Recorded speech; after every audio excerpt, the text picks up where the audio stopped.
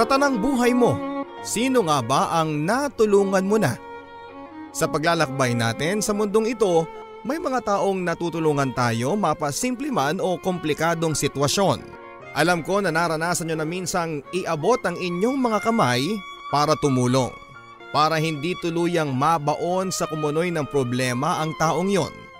Sa ating kwento ngayong araw, isang babae ang handang tumulong. Handang iabot ang kanyang parehong kamay sa isang taong tila lalamunin na ng lungkot dahil sa kanyang nakaraan. Magawa nga kaya niyang hilahin ang taong ito paangat? Magpahila nga kaya ang taong ito? Sama-sama nating alamin ang kwentong yan dito lamang sa nangungunang Barangay Love Stories. Dear Papa Dudut, lulan ako noon ng isang jeep pauwi mula sa aking trabaho isang gabi ng Sabado. Wala naman akong trabaho tuwing Sabado pero dahil kinakailangan kong ihabol ang ibang kontrata ng aming mga kliyente bago mag-Lunes ay pumasok na lamang ako. Sobrang pagod ang aking nararamdaman ng mga oras na yon at tila ba gusto nang kumawala ng aking kaluluwa sa aking katawan para mauna nang umuwi sa aming tahanan. Grabihan din kasi ang traffic ng mga oras na yon kaya wala akong ibang nagawa kundi ang sumimangot na lamang. Mabagal ang usad ng sasakyan kaya rinig na rinig mo ang lahat ng nangyayari sa loob ng jeep na aking kinakasakyan. May mga magkakaibigan na malalakas ang tawanan habang papasok sa mga kalapit na bar. May mga sasakyan na todo ang pagbusina dahil sa init ng ulo dahil sa sobrang trapiko. May mga pasahero namang hindi mapakali sa kanilang mga kinakaupuan at napapakamot na lamang sa kanilang mga ulo dahil hindi nila magawang ilabas ang kanilang pagkayamot. Dahil tulad ko, gusto na rin nilang umuwi para makapagpahinga at makita ang kanilang mga pamilya. Mas pinili ko na lamang na magmasid sa aking paligid kesa dagdagan ng guhit ng aking noo dahil sa pagkunot noo. Nang bigla ay marinig ko ang pagkalabit ng gitara mula sa hindi kalayo ang bar. Rinig ko ang lungkot sa bawat tunog na nilalabas ng gitarang iyon at hindi ko maiwasan, Papa Dudut, na maramdaman ang pinagdadaanan ng taong may hawak ng instrumentong yon. Manong para, ito ang aking sinabi at agad-agad, walang isip-isip ay bumaba ako ng jeep na yon at sinundan ng tunog ng gitarang tumutugtog. At nang makapasok na ako ay nasilayan ko ang isang lalaking matangkad, matikas at hanggang sa balikat ang unat at itim na buhok niya. Sa kanyang mukha, Papa Dudut, ay nakita kong mas malungkot pa siya kesa sa tunog ng kanyang gitara.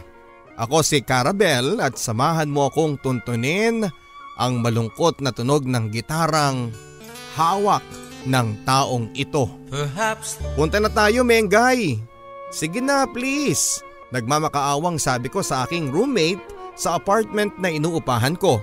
Naglalaba ito sa CR namin nang maisipan ko na kulitin siya ng paulit-ulit. Ano ba yan? Makulit ka, alam mo ba yon? Ayoko nga. Hindi naman ako nagbabar eh. Alam mo yan. Alam mong mas gusto kong nasa bahay lang ako at natutulog. Tumabi ka dyan. Ibubuhos ko na tong tubig. Tumabi nga ako at hinintay na matapos ang kanyang ginagawa bago ako muling nagsalita. Inaaya ko kasi itong manood sa bar kung saan ko nakita ang malungkot na lalaking yon. Hindi rin kasi ako nagpupunta sa bar at nahihiya akong mag-isa lamang na pumunta doon. Halos isang linggo ko na rin iniisip na pumunta doon at halos isang linggo ko na rin siyang nasa isip ko at hindi ko alam kung bakit, Papa Dudut.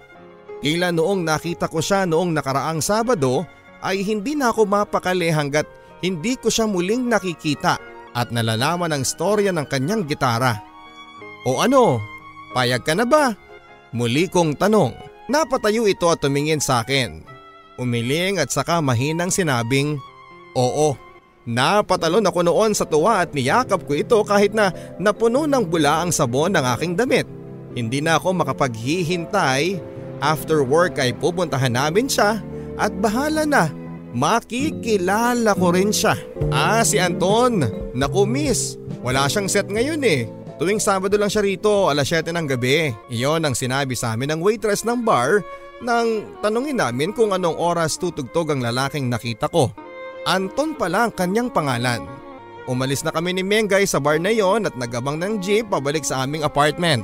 Halata sa mukha ko ang dismaya at hindi yun maikukubli kay Mengay.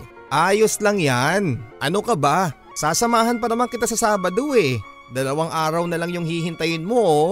Ngumiti ito sa akin na kalaunan ay nagpangiti na rin sa akin. Habang nag-aabang ng masasakyan ay nagtanong ito sa akin. Ngayon lang kita nakitang naging ganyan kapursigido na makilala ang isang tao. Ano bang meron sa lalaking yon? Hindi ko alam ang isasagot ko sa kanya. Hindi ko rin kasi alam kung bakit nga ba. Mabuti na lamang papadudot at dumating na ang jeep na aming sasakyan kaya naman nailipad na ang kanyang tanong at ibang bagay na ang aming napag-usapan na dalawa. Sabado. Dumating na ang araw na hinihintay ko. Hindi ko alam ang gagawin at medyo nakakaramdam ako ng hinig sa aking katawan dahil nga mag-isa ko. Nagkasakit bigla si Mengay kaya hindi ito nakasama. Nakakasama ng loob pero kailangan ko pa rin pumunta dahil ilang araw ko rin itong hinintay. Aatras pa ba ako? Huminga ako ng malalim at saka mabilisang pumasok sa loob ng bar para mawala ang bala kong pag-atras. Nang makapasok na ako ay wala pa si Anton sa maliit na stage. Kaunti pa lamang ang tao ng mga oras na yon kaya naman nakapili ako ng aking pwesto sa mismong harapan kung saan ay makikita ko ng mas mabuti ang mukha ni Anton. Lumapit sa akin ang waitress na nakausap ko noong nakaraan para kunin ang aking order. Nakilala naman ako nito at siya na mismo ang nagsabi na malapit nang magsimula ang set ni Anton. Nakaramdam ako ng saya noon at buong pasensya akong naghintay sa kanya at saktong pagdating ng aking in-order na iced tea ay sumampa na sa stage si Anton. Tila umikot ang mundo ko.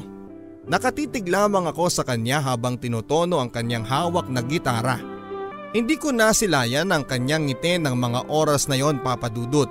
Pero umaasa ako na sa pagsisimula nitong kumanta ay makikita ko na ang ngiting yon pero nagkamali ako. Hindi ko yon nakita sa simula at mas lalong hindi ko ito nakita sa pagtatapos ng kanyang kanta. Malungkot siya, ramdam ko at alam ko. Base sa kanyang pag-awit ay alam kong may pinagdadaanan ito at kahit nawala akong tenga sa pagkanta ay alam kong may kakaiba itong lungkot na nadarama. Gusto ko yung malaman, gusto kong maunawaan ng lungkot na nababalot sa kanyang boses at gitara. Hanggang sa pag-uwi ng bahay ay bitbit ko ang iba't ibang katanungan sa kung bakit ganito ang lungkot na nakita ko kay Anton. Nang mga oras na kumanta ito ay napasabay ako sa pagluha ng ibang taong andon na nanonood. May isa akong narinig doon na sinabing bakit kaya lagi siyang malungkot? Bakit kaya kayang-kaya niyang paluhain ang mga taong nakikinig sa kanya? Hindi lang ako ang nakakaramdam nito papadudot at sabi ko na nga ba, totoo ang nararamdaman kong may kakaibang lungkot sa kanyang boses. Nang makarating nga ako sa bahay ay padabog kong binagsak ang aking katawan sa kama. Napatingin ako kay Mengay sa kabilang kama na hindi man lang napansin ang aking pagdating dahil sa sobrang lalim ng pagkakatulog niya. Mabuti na lamang papadudot at ganoon dahil malaya ako makapag-iisip. Makapag-iisip sa kung ano nga ba ang dahilan ni Anton para makaramdam ng ganong klase ng lungkot. Napatingin ako sa aking tukador at bigla ay may naalala ako. Tumayo ako at tinungo ito, binuksan ko yon at saka nilabas ang aking lumang notebook. Dinala ko yon sa kama at saka binuklat at niluwan nito ang isang lumang litrato ng isang lalaking kaedad ko. Walang iba kundi si John, ang aking best friend. 6 na taon na ang nakakalipas mula noong magpa siya itong kitlin ng kanyang buhay dahil sa matinding depresyon. Nahiga ako at niyakap ang kanyang larawan at ilang minuto lang ay napadpad akong muli sa aming nakaraan. Isang malungkot, madilim at masakit na nakaraan. John, tawag ko sa kanya habang patuloy ang pagkatok sa kanyang kwarto. Kahapon pa nito hindi sinasagot ang aking tawag at nitong nakaraang buwan ay nakita ko ang pagbabago ng aking best friend for 20 years. Naisip ko na may pinagdadaanan nito pero hindi naman ito ugali na ilihim yon dahil mula simula ay sinasabi na nito lahat sa akin. Pero nitong nakaraan ay iba ito. Alam kong may mali pero hindi ko naman siya maharap na kausapin. At itong araw na ito, doon ako nagpasyang kausapin na siya dahil nakakabahala na. Hindi ito sumasagot sa aking pagkato kaya naman nilabas ko na ang duplicate key ko sa kanyang apartment. John, muli kong pagtawag. Ang dami kong iniwasang kalat sa kanyang sala patungo sa kanyang kwarto. Alam kong may iba talaga sa kanya dahil hindi naman ito ganito kakalat.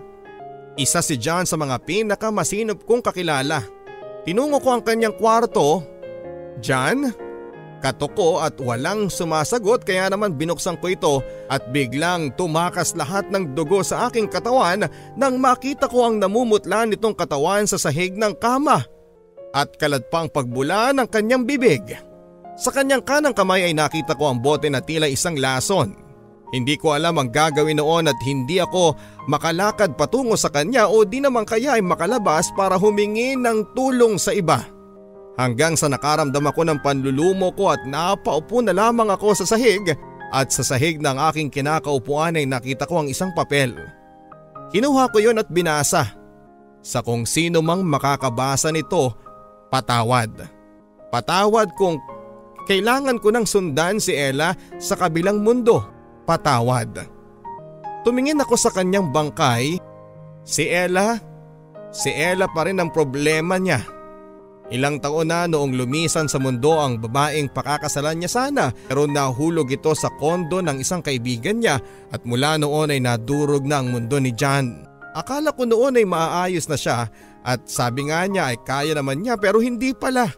Ilang taon na pala niyang kinikimkim ang lungkot at nakukonsensya ako dahil hindi ko man lang siya nagawang tulungan at malagpasan ang kanyang pinagdaraanan.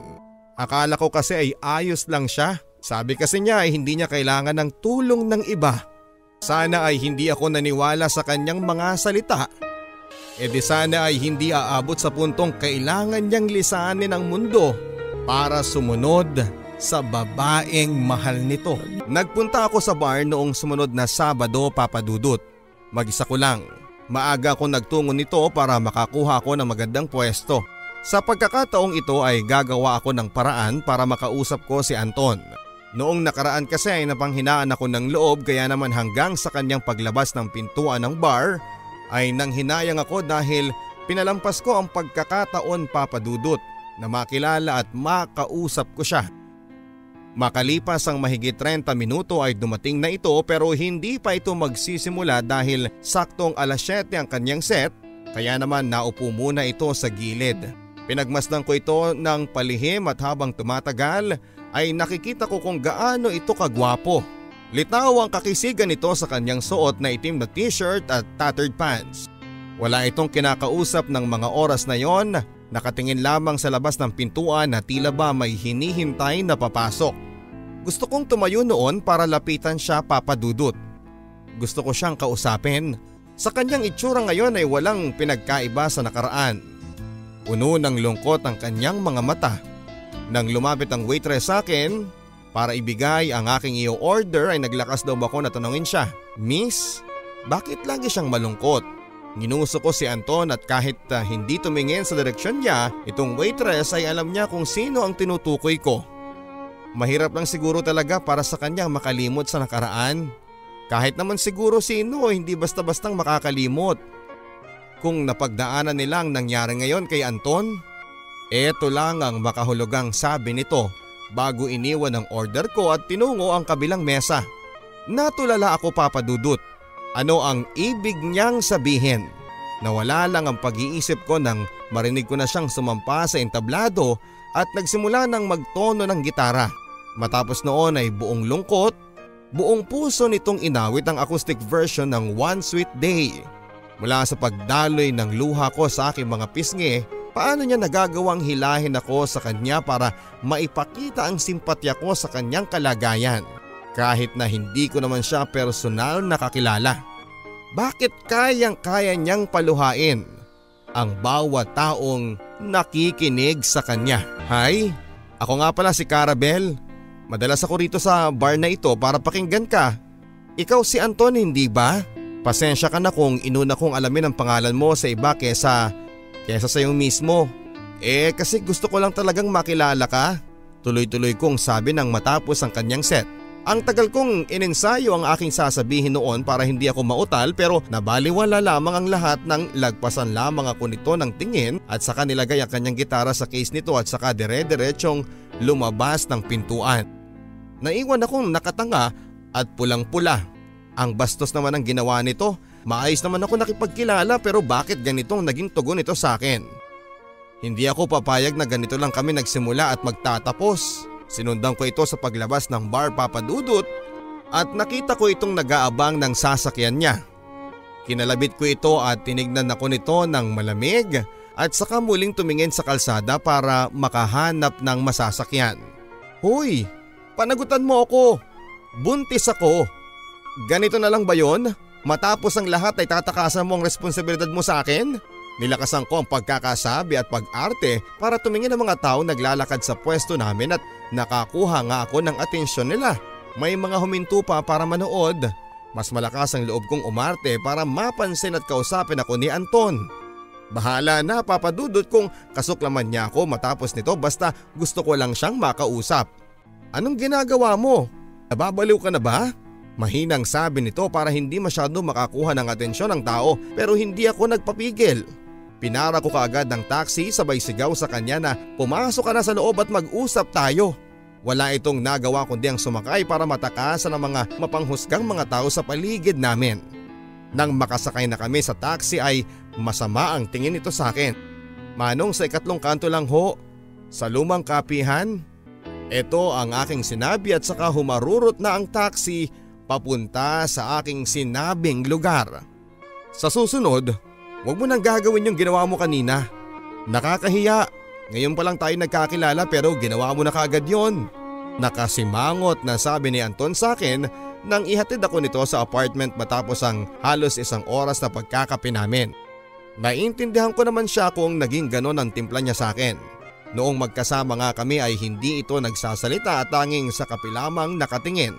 Hindi rin ako nagsasalita noon dahil tila inurungan na rin ako ng dila dahil sa hiya sa aking ginawa kaya naman nagpa siya akong umuwi na lamang. Sorry ha, kasi naman ayaw mo akong kausapin. Maayos naman ako nakipagkilala sa iyo pero ganun ang ginawa mo. Ang sabi ko na may halong hinanakit.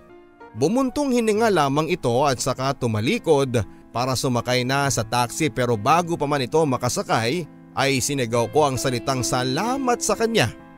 Tumingin lamang ito at saka pumasok na sa taxi.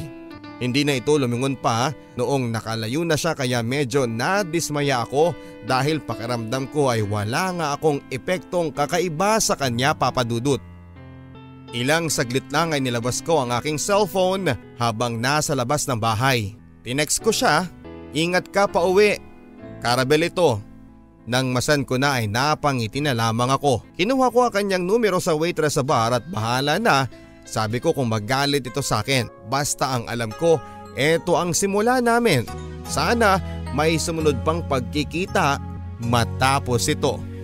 Pabaling-baling ako sa higaan. Nakatingin ako sa screen ng aking cellphone, alas 4 na ng umaga pero wala pa rin itong text sa akin.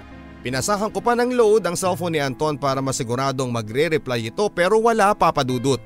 Kanina pang alas 9 ang unang text ko sa kanya pero inumaga na ako sa kakahintay pero wala pa rin.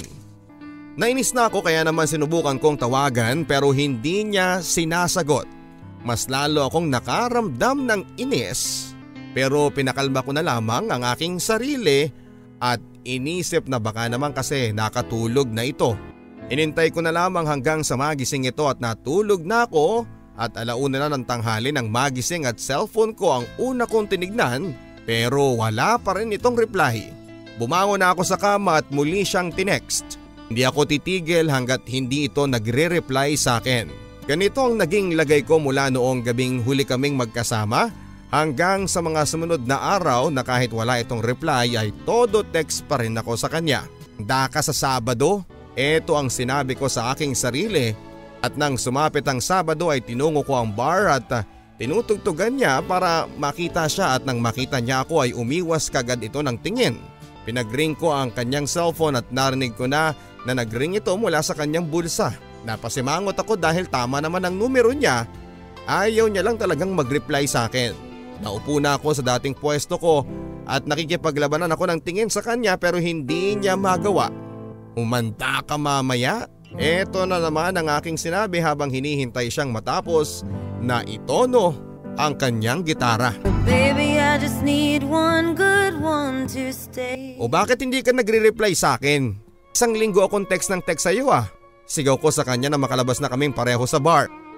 Hindi ako nito pinapansin at kunwari pinapagpag ang kanyang gitara. Nag-aabang itong muli ng taxi at agad-agad ay hinarap ko ito. Ano? Sasagot ka ba? Bago pa man ito makasagot ay may grupo na ng mga lalaki na lumapit at nangangantsaw sa amin. Miss, kung ayaw niya sayo, ako na lang ang sasalo sayo. Nagtuloy-tuloy naman ang kantsawan ng iba. Hindi ko alam kung ano ang gagawin ko. Medyo nabakuran ako ng takot ang puso ko dahil lamog sila sa alak. Ang hirap namang kalabanin at sagutin ang mga ito. Pero nagulat na lamang ako nang biglang akbayan ako ni Anton at saka sinagot ang mga lalaki. Pare, respeto naman sa amin ng girlfriend ko, okay lang ba? Nakangiti ito pero halata ang gigil. Kaya naman nakita ko rin ang unti-unting pagtiklop ng mga lalaki dahil alam nilang wala silang panama sa katawan at tangkad nitong si Anton. Hinintay nito na makaalis ang mga lalaki bago tinanggal ang pagkakaakbay nito sa akin. Kahit saglit lamang ang akbay na yon ay tila nadurog ang tuhod ko dahil sa sobrang panlalambot. Ano ba tong nararamdaman ko? Nakauwi ka na ba? Salamat sa pagtatanggol mo sa akin kanina ha. Ito ang tinext ko kay Anton nang makauwi na ako sa bahay. Hinatid ako nito hanggang sa amin pero hindi kami nag-uusap sa loob ng taxi. Alam ko namang hindi naman ito magre-reply pero ayos lang. Nilapag ko ang aking cellphone sa aking unan bago nagtungo sa CR papadudot para maghilamos at nang makabalik na ako ay nagulat na lamang ako at napatilin nang mabasa ko sa screen na nag-reply si Anton. Naibagsak ko kaagad ang aking katawan sa kama at hindi man lang naisipang magpalit ng pantulog. Kailangang mag-reply kaagad ako kay Anton kasi mamaya baka bigla na naman itong mawala. Nadadagdagan ang ngiti ko nang muli itong nag-reply at lumapad ang ngiti ko sa aking mukha nang nagtuloy-tuloy ang palitan namin ng mensahe. At doon na kami nagsimulang dalawa na magkakilala ng mas mabuti. Wala na sanang katapusan ang aming palitan ng mensahe kung hindi lang bumagsak ang talukap ng aking mga mata at tuluyang nakatulog na habang hawak pa rin ang aking cellphone at suot pa rin ang aking damit na pinanlabas. Ano yung dala mo? Natatawang tanong ni Anton sa akin. May hawak akong plastic canister na naglalaman ng adobong hinaluan ng mushroom soup. Eto, luto ko para dagdag sa handa ng nanay mo. Inabot ko yon sa kanya. Nagsinungaling ako dahil hindi ko luto yon. Gawa yun ni Mengay pero kailangan kong magpalakas sa kanya. Ang bango ha, mukhang magugustuhan to ni mama. Nagpasalamat itong muli bago kami pumasok sa loob ng kanilang bahay. Kaarawan iyon ng mama ni Anton na tanging silang tatlo lang ang nandun at dagdag ako. Wala namang namamagitan sa amin ni Anton. Pero bilang isang kaibigan ay inaya na ako nito sa kanilang bahay nang minsang manood ako sa kanyang set. Gabi na ang selebrasyon ng kaarawan ng kanyang ina dahil kailangan nilang hintayin si Anton. Ikaw ba si Carabel? Nakangiting salubong ng isang magandang babaeng nasa edad 50 na marahil. Napakaamo ng kanyang mukha kaya naman naging palagay ang loob ko sa kanya. Ngayon lang ulit niya nagdala ng babae dito Tukso ng kanyang ama. Kinantsawan nila si Anton at noon ay pulang-pula na at para matapos ang tuksuhan ay inaya na kami sa hapagkainan para magsalo-salo na. Punong-puno ng kwentuhan, bukuhan at tawanan ang nangyari ng gabing iyon. At sa paminsan-minsang pagtingin ko kay Anton ay nakikita ko ang ngiting matagal nang pinagkait sa mundo niya. Napakaganda ng ngiting iyon. Sana manatili na lamang. Andito ka lang pala. Nasa labas ng bahay si Anton at inabutan ko ito ng isang tasang kape na tinimpla ko matapos akong tumulong magligpit ng pinagkainan namin. Nasa kwarto ng mga magulang ni Anton dahil biglang nakaramdam ng pagkahilo ang nanay nito. Ngumiti ito at saka inabot ang kape sa aking kamay. Nagpasalamat ito at saka umurong para makaupo ako sa pahabang upuan. Siguro mga 5 minuto kaming nakikinig lamang sa malamig na hangin sa labas bago nagpa siya itong magsalita. Alam mo, kaedad mo yung asawa ko? Nagulantang ako sa kanyang sinabi at napatingin ako sa kanya at napangiti na lamang ito bago tumingin sa malayo. 5 years ago noong kinuha na siya ng Panginoon. High school sweetheart ko siya at hanggang makapagtapos ng kolehiyo ay kami pa rin, kaya naman pinasya naming magpakasal na nang pareho na kaming makahanap ng trabaho sa gobyerno. Huminto ito na tila hindi alam kung tama ba na ipagpatuloy nito ang kanyang kwento. Hindi ako nagsalita noon at matamang nakatingin sa kanya sa pag-asang magkukwento pa itong muli at hindi niya ako binig. Siguro mahigit 1 taon na kaming mag-asawa noon nung mabuntis ko siya. Wala akong kasing saya noon. Pinag-resign ko ito sa trabaho niya para makapagpahinga ito dahil ang sabi ng doktor ay masela ng kanyang pagbubuntis. Nagdoble kayod ako noon at ginawa kong kumanta-kanta gabi-gabi sa bar na yon para may pandagdag sa aming pangtustos. Nakayanan naman at walang nakitang problema ang doktor 1 buwan bago ito manganak. Kaya naman naligayahan kaming pareho, pero nang dumating ang araw kung kailan na ito magsisilang ay saka naman nagkaroon ng problema. Biglang sinabi na hindi kaya ng asawa ko na isilang ang aming anak. Sabi ko iligtas nila ang asawa ko. Mahirap sa akin na mawala ang aking anak bago pa man ito isilang, pero hindi ko kayang mawala ang asawa kong naging buhay ko na mula noon. Kinausap ko ang asawa ko noon para ihanda siya sa mangyayari, pero umiyak ito at sinabing piliin ko ang anak namin. Nagulat ako, Carabel. Umiling at hindi ako pumayag, pero nagmakaawa ito at umiiyak. Handa na raw siya. Handa na raw siya na mawala sa mundo kapalit ng pagkabuhay ng anak namin. Ilang beses ko itong pinakiusapan na huwag, pero wala akong nagawa dahil ang sabi niya na tila pinatay ko na rin siya kung hindi ko pipiliing mabuhay ang anak namin. Masama ang loob ko noon na nilisan ng kwarto. Hindi ko na nagawang sabihin sa kanya na mahal ko siya at hindi ako papayag sa kanyang gusto, pero makalipas ang ilang oras, binalita sa akin ng doktor na hindi nagawang lumaban ang aking asawa at sa huli nabuhay ang aming anak. Lulumo ako noon at naupo sa gilid ng kapilyang maliit sa ospital. Galit na galit ako na kwestiyon ng Diyos sa mga nangyari. Halos ayaw kong tignan ang aming anak dahil doon, dahil sa puot, pero sana nagawa ko man lang din siyang bitbitin kahit saglit lang. Iparamdam sa kanya na mahal ko siya dahil wala pang 1 buong araw ang nakalipas.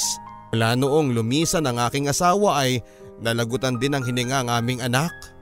Ang hirap, ang sakit. Mula noon ay tinakasan na ako ng dahilan para mabuhay sa mundo dahil wala na ang mag-ina ko. Naging mabuti naman ako eh. Pero bakit nagkaganito?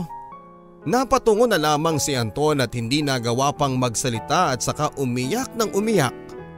Awang-awa ko noon pero wala akong masabi sa kanya dahil hindi ko alam kung gaano kahirap ang kanyang pinagdaraanan.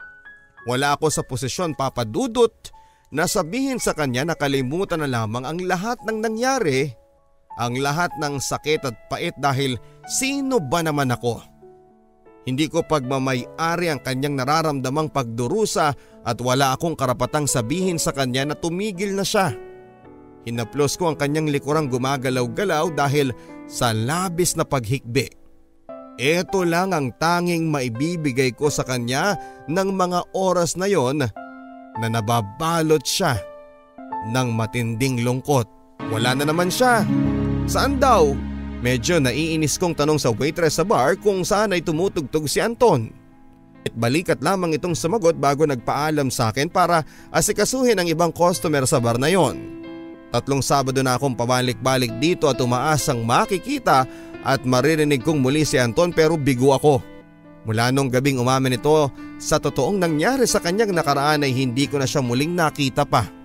Hindi na ito muling nagparamdam sa akin na tila bumalik muli kami sa dati na madalas ako ang humahabol at siya ay madalas na nagtatago.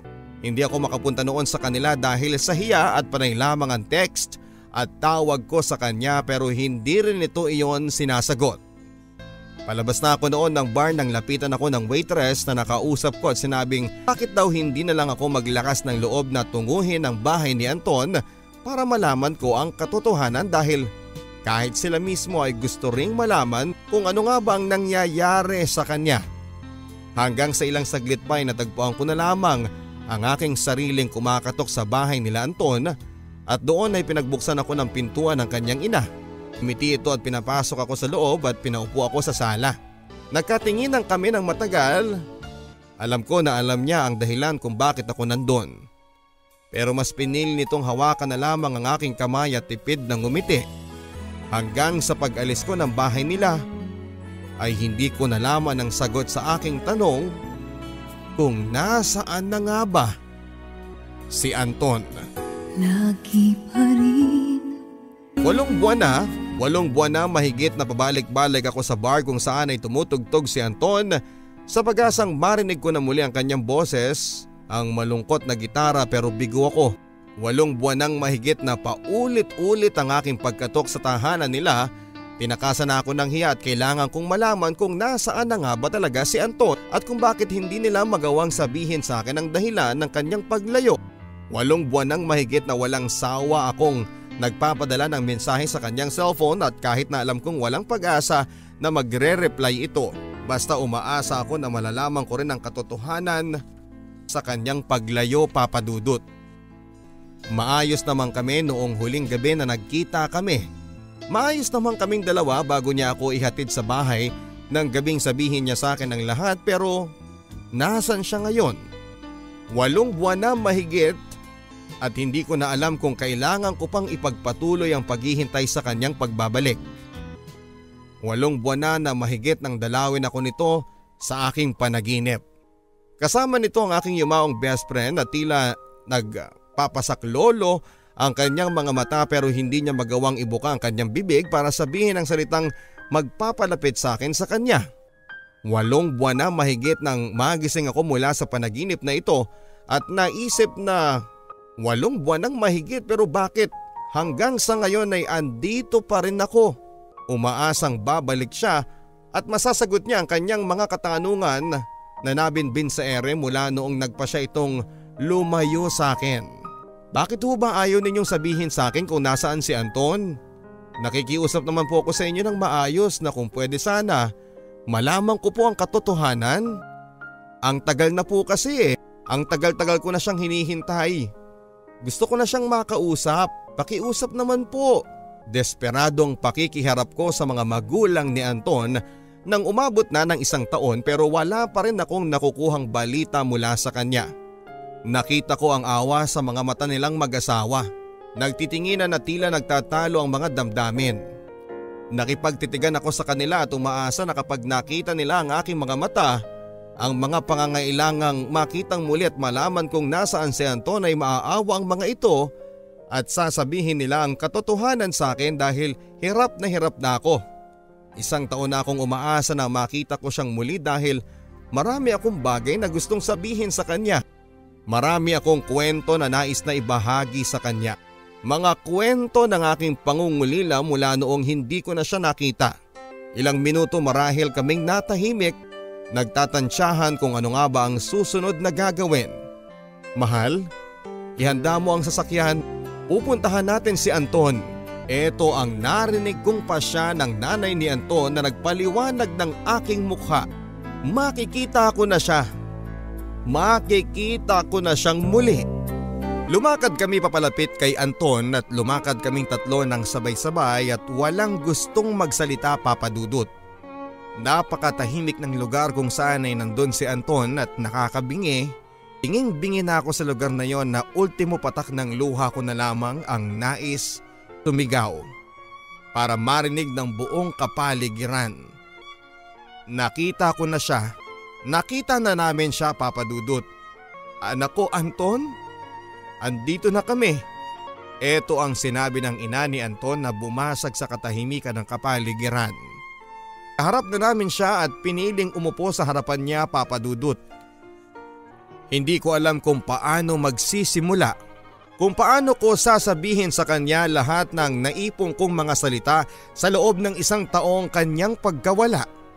Anton? Andito na ako? Nandito na ako, Anton? Umiiyak kong sabi. Alam ko papadudot na wala na akong makukuhang sagot sa kanya dahil nababakura na siya ng sementadong nicho at tanging pangalan na lamang niya sa lapida ang pagkakakilanlan niya na dito na siya nakatira. Sementeryo, dito ko na siyang muling nakita matapos ang 1 taon. Sa isang lugar na hindi ko inaasahang tutunguhin ang kanyang katawan at hindi ko inaasahang aking pupuntahan. Noong gabing hinatid kanya pauwi, nakatanggap kami ng tawag mula sa kanya at sinasabi niyang sunduin namin siya after 10 minutes sa isang lugar na madalas nitong tinatambayan noong pumanaw ang kanyang mag-ina. Kala namin nawalan lang ng gas ang kanyang sasakyan. Tinungo namin ang lugar na yon nang walang pag-aalinlangang may nangyaring masama sa kanya. Nang makarating kami doon at sinubukang katukin ang kanyang sasakyan ay hindi na ito sumasagot pa. Kinabahan na kami, lalo na noong nakita naming walang senyales ng paggalaw sa kanya. At mas lalo kaming kinabahan nang makita naming may dumadaloy na dugo sa kanyang sentido. At nang hilakbot pa kami nang makita namin ang baril sa kanyang kamay. Binasag ng aking asawa ang salamin ng kotse. Umaasa kami noon na buhay pa siya, na posibleng buhayin pa siya ng Panginoon pero wala na. Namalayan na lang namin ang aming mga sariling yakap-yakap ang wala niyang buhay na katawan. At sa kanyang isang kamay ay nakita namin ang isang sulat. Isang sulat na nagsasabi ng kanyang paghingi ng tawad sa kanyang nagawang pagkitil ng kanyang buhay. Masyado na raw siyang nangungulila sa kanyang mag-ina at eto ang nakikita niyang paraan para muli silang magkasama. Maling-mali ito, oo, pero gusto namin siyang unawain dahil sobra-sobrang pagmamahal nito sa kanyang asawa. Na kahit na ilang taon na ang lumipas ay patuloy pa rin ito sa paglingon sa kanyang nakaraang matagal nang tapos. Sa kanyang sulat din ay nilahad niya na nais niyang walang makaalam ng kanyang pagkawala. Pinakiusapan niya kaming ipalibing na rin siya kapag natagpuan na ang kanyang katawan dahil ayaw niya na may malungkot sa kanyang paglisan. Kaya Karabel, iha, patawarin mo kami kung bakit hindi namin nagawang sabihin sa iyo ang lahat. Ramdam namin ang pag-aalala mo sa kanya dahil kami mismo ang nakakabasa ng iyong mga mensahe sa kanyang cellphone. Pero gusto naming tuparin ang nais ni Anton na walang makakaalam nito bukod sa amin, pero nakita namin na sobra-sobra na ang iyong pag-aalala sa kanya. At alam naming mauunawaan ito ni Anton kung nasaan man siya ngayon kung sakali mang sabihin na namin sa iyo ang katotohanan. Nakatulala lamang ako noon sa kanyang puntod habang nagsasalita ang kanyang ina at hindi pa rin ako makapaniwala sa mga nangyari at hindi pa rin ako makapaniwala sa aking mga nalaman. Parang ang sarap kurutin ng aking sarili para magising na ako sa panaginip na ito dahil ngayon ay hindi ko inaakalang wala na si Anton. Wala na ang lalaking nais kong matulungan. Wala na papadudot ang lalaking nais kong matulungan. Wala na ang lalaking minsan ay nagbukas ng kanyang loob sa akin nang gabing pinasya niyang takasan ang mundo ng mga tao. Wala na si Anton at kay hirap unawain kung bakit kailangan niya itong gawin. Gayong andito naman kami para sa kanya para matakasan na niya ang kanyang masakit na nakaraan. Pero hindi niya inabot ang aming mga kamay. Kos papadudot ay mas pinili niyang abutin ang gatilyo ng baril na magpapataka sa kanya sa mundo namin. Nasa loob ako ng jeepney at hinihintay na matapos ang walang kamatayang daloy ng mabigat na trapiko. Nakatulala ako habang nakatingin sa mga ilaw ng sasakyan. 7:00 na ng gabi at gusto ko nang umuwi noon dahil pagod na ang aking katawan sa trabaho at kakaisip. Sabado noon, madalas na ako nagtatrabaho sa araw na ito para takasan ang iba't ibang multo ng aking kahapon. Pero tila imposible ito. Huminto ang jeep na aking kinakasakyan sa bar kung saan ay nagsimula ang lahat ng aking nabitin na kahapon. At kahit ayaw kong maalala ang lahat ng mga nangyari ay tila sutil ang gitarang gumagawa ng aking sariling malungkot na tono mula sa bar na iyon. Pilit kong inaaliw ang aking sarili para hindi ko marinig ang gitarang minsan ay naging bahagi ng aking nakaraang kirot. Pero bigo ako. Habang tumatagal ay mas lumalakas ang tunog nito na tila hinihila ako pabalik sa bar na matagal ko nang tinalikuran. At sa huli nagpadaig ako sa gitarang yon at buwaba ako ng jeep tulad ng dati. Tulad noong unang marinig ko ang malungkot na tunog ng gitara dito ilang taon nang nakakalipas. Dahan-dahan ang naging pagpasok ko ng bar na yon. Kinakapa ko kung tama bang andito pa ako gayong matagal na ring panahon na naligaw ang mga paa ko rito. Papalapit na ako ng papalapit hanggang sa makita ko ang isang lalaking hawak ang isang gitara at sumasaliw ng isang malungkot na awiting dudurog sa puso ng kahit na sinong makakarinig nito. Nasa pintuan lamang ako noon at nakikinig at hindi magawang makalapit. Sa isang iglap ay nagbago ang itsura ng bar na yon at nagbago at tila bumalik ang dating itsura nito noong una kong makatungtong dito. Napatingin ako muli sa entablado at tila tulad ng itsura ng lugar ay nabago rin ang itsura ng umaawit dito. Tila nakita kong muli si Anton habang hawak ang kanyang gitara at malungkot na umaawit, Papa Dudut. Durog na ako. Durog nang muli ang puso ko nang gumala ang aking imahinasyon ng gabing iyon. Bumalik lahat ng mga awiting minsan ay narinig ko sa kanya noong kami ay nagkakilala. Bawat liriko ng kanyang mga kinanta ay naging malinaw sa aking tenga na naging dahilan ng pag-agos ng purong luha sa aking pisngi. Gumanang muli ang aking imahinasyon at nakatitig ako kay Anton at tumingin ito sa akin, Papa Dudut. May ngiting halong lungkot at pagpapasensya. Ito ang aking nakita ng gabing iyon at ngumiti ako ng dahan-dahan sabay sabi ng pabulong. Napatawad ka na namin, Anton? Sana'y masaya ka na sa pinuntahan mo ngayon. Nang matapos kong sabihin iyon ay naging unti-unti na ang paglabo ng figura ni Anton at bumalik na sa kasalukuyang itsura ang lahat. Muli ko nang narinig ang kasalukuyang umaawit ng gabing iyon at bago pa man ako muling tumalikod ay pinunasan ko ang aking mga luha at dahan-dahang lumayo sa lugar kung saan ay nagsimula ang lahat sa amin ni Anton. Ang lugar kung saan ay una kong napagtanto ang kanyang lungkot, ang lugar, Papa Dudut, kung saan ay nadurog ang aking nakaraan na akin ang paunti-unting inaayos sa kasalukuyan. Anton, tulungan mo akong ayusin ito.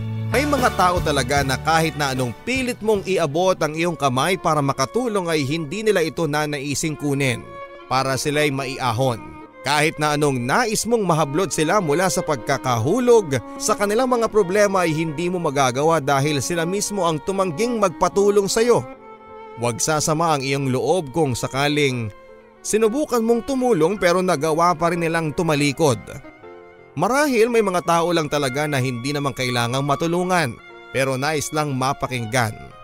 Marahil ay may mga tao talaga na kahit na paulit-ulit mong sabihin ang mga salitang tutulungan kita ay mas pinili pa ring sabihin wag na. Karabel, wag kang masaktan, wag kang mahirapan, wag kang magtampo kung sakali mang mas pinili ng iyong best friend na si Anton na huwag magpatulong. May dahilan ang bawat tao kung bakit mas pinili nilang lumangoy at magpalubog sa kumunoy kaysa hilahin ang iyong kamay para mahatak sila pataas. Marahil ay ayaw ka rin nilang madamay na baka sa kagustuhan mong iahon sila sa maalakumunoy nilang problema ay baka mahatak ka pa nila pababa at malunod kasama nila. Hindi pwede yon at ayaw nila yon. Alam mo, Karabel, kung nasaan man ang dalawang taong naging bahagi ng buhay mo ay alam naming nagpapasalamat sila dahil may isang tao na handang iabot ang kanyang kamay kahit na walang kasiguraduhang makakatulong ang kamay na yon sa pagbangon nila. Salamat sa iyong kamay, Karabel. Dahil hindi mo man nagawang tulungan ang dalawang ito ay nagawa mo namang isulat sa papel ang kanilang kwento para magsilbing aral sa lahat ng mga nakikinig ngayon. Maraming salamat sa iyong kamay dahil hindi mo man nagawang iligtas ang dalawang tao ay nagawa mo naman ngayong mailigtas ang maraming taong nakakarinig ng iyong kwento at gawing aral lahat ng nangyari sa inyo. Mga kapuso, maraming salamat po for making Barangay LS 97.1 Mega Manila overall number 1. Ang Barangay Love Stories po ay napapakinggan hindi lang sa Mega Manila kundi po sa lahat ng mga Barangay FM stations nationwide. Maaari po kayong mag-download ng mga episodes ng Barangay Love Stories sa podcast Hanapin lamang po ang www.gmanetwork.com/BLS Podcast Guide para malaman ang paraan ng pagda-download ng libre.